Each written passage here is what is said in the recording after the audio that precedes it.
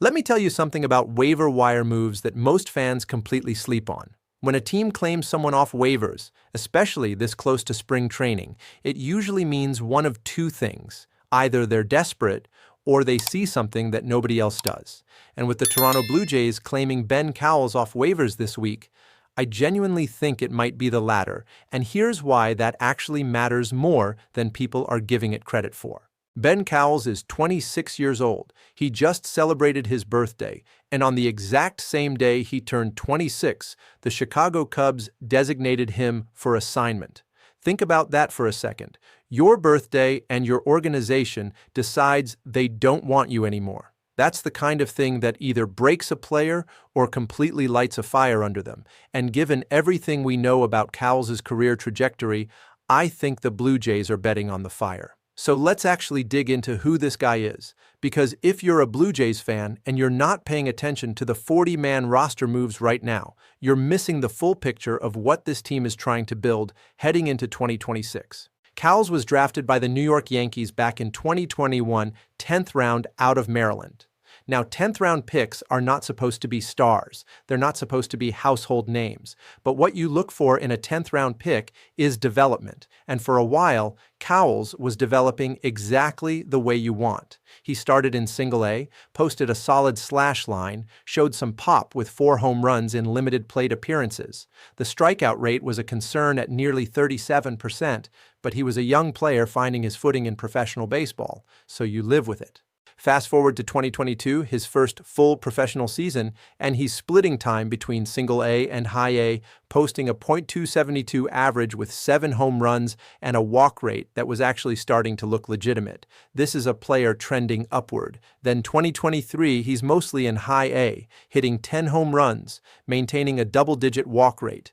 The strikeout number is still a little elevated at 27.5%, but the power is real. The patience is developing, and the Yankees clearly thought enough of him to keep pushing him through the system. Here's where it gets really interesting, though.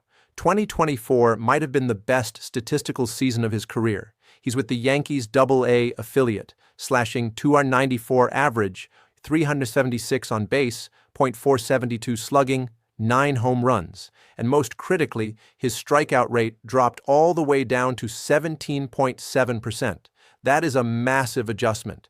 Going from 27% to under 18% is not an accident. That's a mechanical change. That's an approach change. That's a player who actually figured something out at the plate. And then the Cubs acquired him at the trade deadline for Mark Leiter Jr., added him to their 40-man roster, and everyone assumed this was a guy on the verge of getting a legitimate big league shot. 2025 did not go according to plan. AAA was a wall for Cowles, and it's a wall that humbles a lot of players who look like can't-miss prospects at lower levels. He slashed .238 with a 28.6 strikeout percentage and a walk rate that cratered to 7.1%. All of those gains he made in 2024 seemed to evaporate. The Cubs eventually DFA'd him. The White Sox claimed him. He hit even worse in 15 games. The Cubs reclaimed him. And then when Chicago signed Shelby Miller in February, they DFA'd him again, and the Blue Jays pounced. Now here's what the projections say, because I want to be upfront with you. Steamer projects him to slash around .215 with a .272 on base and a .321 slugging if he reaches the big leagues. ZPAS is similarly pessimistic, projecting a .213 average even with a full opportunity. Those are not good numbers. Those are backup utility infielder numbers at best, or AAA roster filler at worst. But projection systems don't project development. They project past performance forward, and we already saw in 2024 that Cowles can have a breakout when something clicks for him mechanically. What makes this claim interesting beyond just the player himself is the context of where the Blue Jays are right now. They already have a very well-known example of taking a flyer on a utility infielder from Rochester, New York, and having it work out beautifully. Cowles is from Rochester. The parallels are not lost on anyone paying attention. This organization has shown an ability to identify players who fit their culture and development environment. And if there's any team that can unlock that 2024 version of Cowles again, it's probably Toronto. But let's zoom out, because the Cowles signing doesn't exist in a vacuum.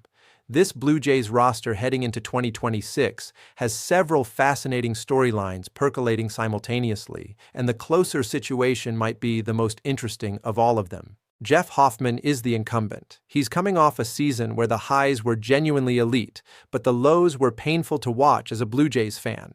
7 blown saves, a 4.37 ERA, 15 home runs allowed.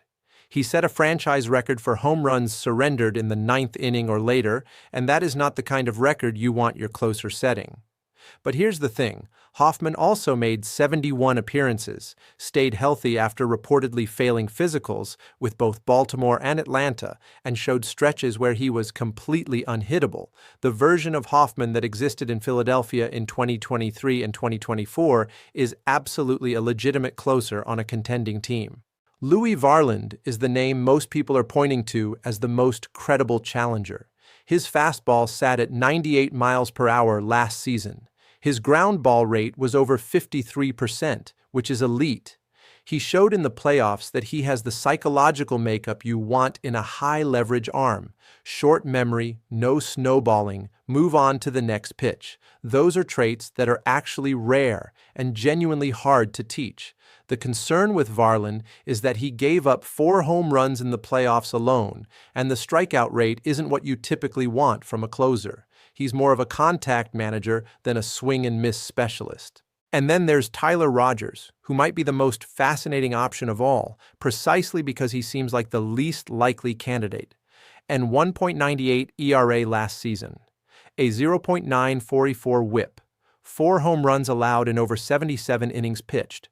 Those are numbers that would have led every Blue Jays reliever last year. The problem, if you want to call it that, is that Rogers throws a submarine sinker sitting at 83.5 miles per hour. He struck out barely 16% of batters. His whiff rate was in the literal first percentile of all pitchers. He is the complete opposite of what modern baseball wants from a closer, and yet the results speak for themselves. The honest truth is that an open competition benefits everyone here. It could bring out the best version of Hoffman, who might rise to the challenge knowing the job isn't guaranteed. It could reveal that Varland is ready to take that next step. It could force the organization to have an honest conversation about whether traditional closer archetypes even matter anymore when someone like Rogers is producing numbers that good. This team is trying to win a World Series in 2026. That's not hyperbole, that's the stated objective, and you cannot give away 9th-inning leads while you're trying to do that. So whatever they decide at closer, whether it stays Hoffman, whether Varland forces his way in, whether Rogers somehow becomes the answer nobody saw coming, it has to work consistently, because close games in October are decided in those final 3 outs, and the team that has the right person out there in those moments is usually the team still playing when everything is on the line.